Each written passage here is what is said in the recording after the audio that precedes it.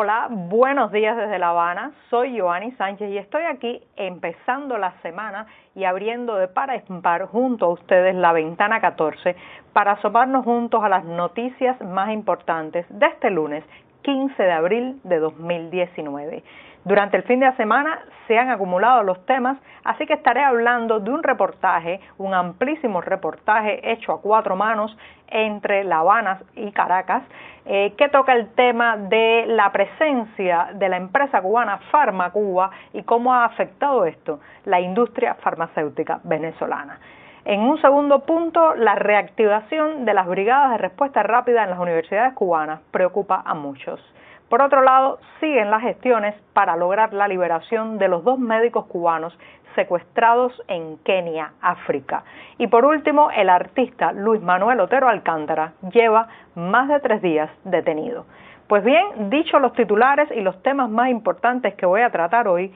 voy a pasar a revolver para tomarme el cafecito informativo de este lunes.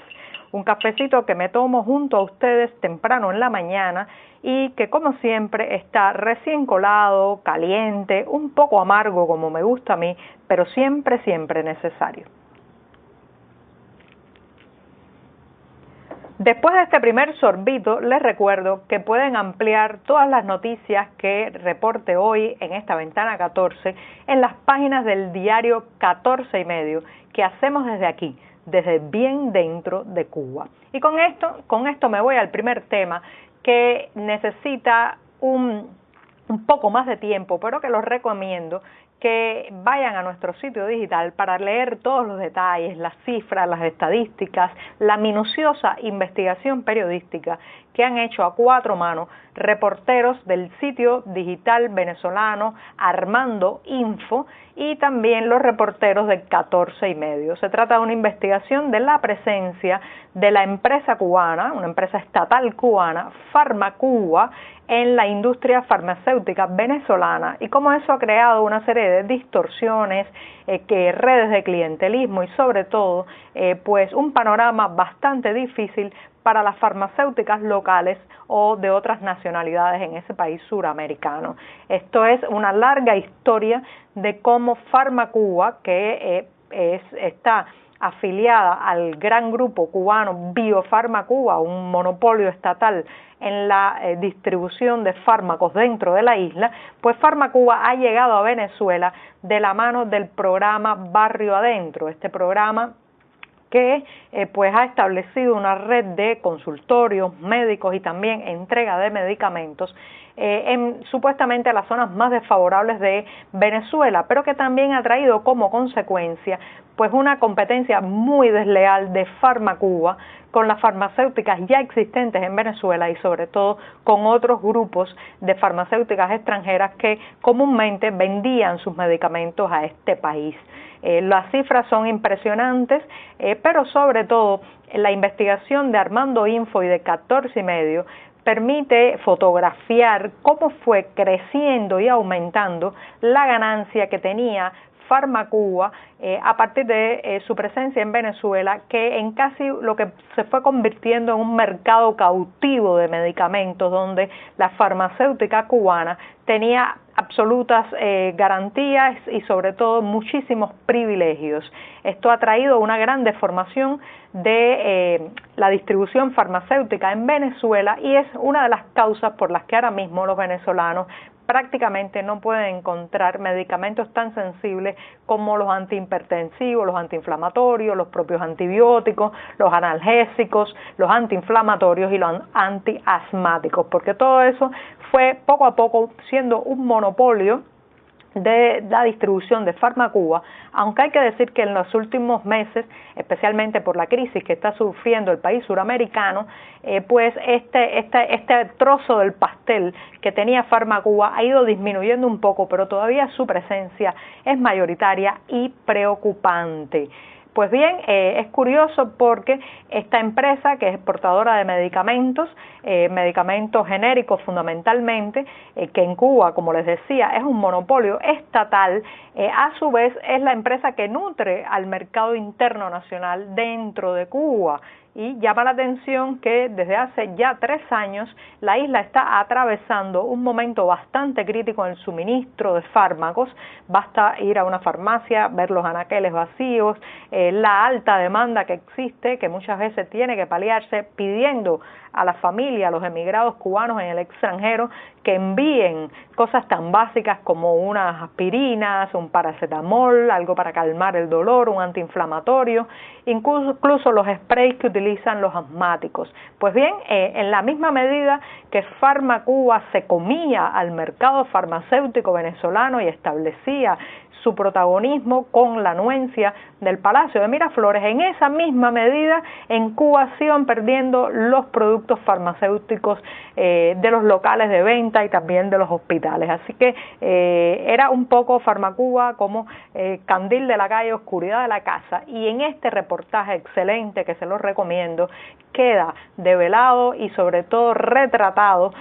todo el circuito de venta, reventa muchas veces de fármacos desde Cuba hasta Venezuela. Así que no dejen de leerlo, hay mucho material, lo que les he contado es poco y es bastante revelador. Y con esto, pues con esto que me he extendido bastante, me voy al segundo tema del día, que tiene que ver con la reactivación de las tristemente célebres brigadas de respuesta rápida en las universidades cubanas. Cuando se piensa en la crisis de los años 90, cuando se habla de periodo especial, muchas veces nos quedamos solo con la idea de los problemas en el transporte, los cortes eléctricos o apagones, el déficit de alimentos básicos, pero también había algo bastante siniestro que heredamos de ese periodo especial y fue la conformación de las llamadas brigadas de respuesta rápida. Las brigadas de respuesta rápida fueron concebidas desde su inicio como una organización parapolicial que permitiera controlar los estallidos de inconformidad popular. Las autoridades cubanas querían evitar la imagen de uniformados reprimiendo al pueblo y por eso fundaron estos cuerpos de camisas pardas como primer anillo para neutralizar las protestas. Esto se iba de centro de trabajo en centro de trabajo y también en centros de estudio y se presionaba a los trabajadores y a los estudiantes para que ratificaran su compromiso de formar parte de las brigadas de respuesta rápida, que tuvieron la más conocida y triste de sus actuaciones el 5 de agosto de 1994, cuando la población de La Habana se lanzó a las calles expoliada por la inconformidad, las necesidades y sobre todo por el deseo de emigrar, de escapar de la isla. Pues en ese estallido social conocido como el maleconazo, las brigadas de respuesta rápida jugaron un papel muy importante en la represión y en la confrontación contra los manifestantes. Los vimos allí pues con palos, cabillas, tubos, arremeter contra la gente desarmada. Pues bien, estas tristemente célebres brigadas han retornado, nunca fueron desactivadas, pero habían caído en una especie de letargo y ahora en los centros universitarios se está pasando un formulario donde deben firmar los docentes, administrativos y directivos para comprometerse a formar parte de ellas otra vez. Así que vuelve la crisis, pero también vuelve la peor parte, la más represiva de la crisis. El tercer tema que iba a tocar hoy tiene que ver con un asunto que hemos estado siguiendo con mucha atención durante el fin de semana. El secuestro el pasado viernes de 2 médicos cubanos que prestaban servicio en Kenia. Lamentablemente todavía están en manos de sus captores. Se han tenido noticias de que están vivos gracias a un grupo de ancianos de comunidades de Kenia que atravesaron la frontera con Somalia y fueron a entablar una negociación con los secuestradores y han podido confirmar que Acel Herrera Correa y también Landy Rodríguez Hernández, el primero especialista en medicina general y el segundo cirujano, pues están vivos. Y sin embargo todavía hay negociaciones, presiones, pero no se ha logrado su liberación. Lo cierto es que hasta el momento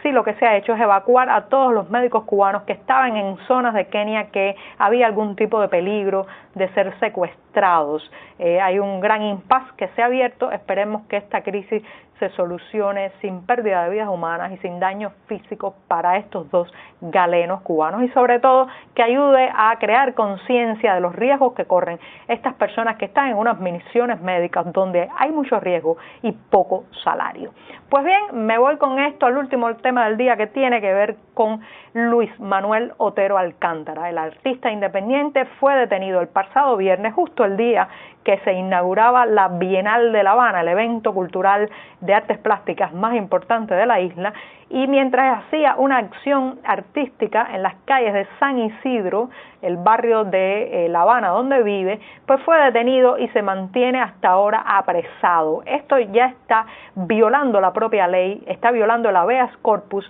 que se estableció con la nueva constitución que entró en vigor el pasado 10 de abril,